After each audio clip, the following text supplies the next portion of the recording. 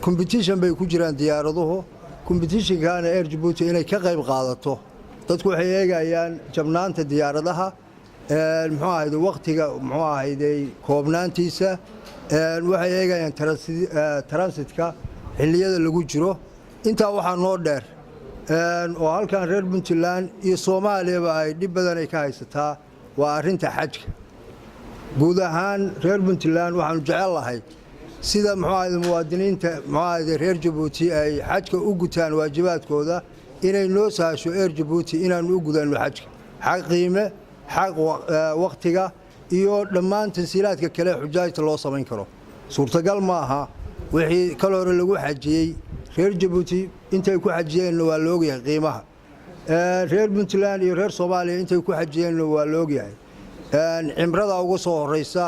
waxaan jecelahay in waxa ay wax iska bedelaan cidda wax bedelaysana ay furaha u noqonaysaa ay noqoto shirkadda diyaaradaha ee Air Djibouti waxaanu dhankayga ballan qaadaynaa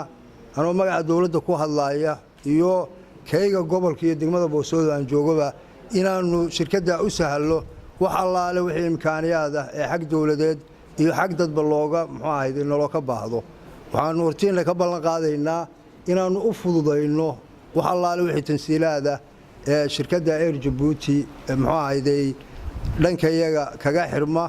oo aan waqti iyo dhan kasta ay taaba aanu gelino inta haddaan iraahdo waxaan leeyahay mar kale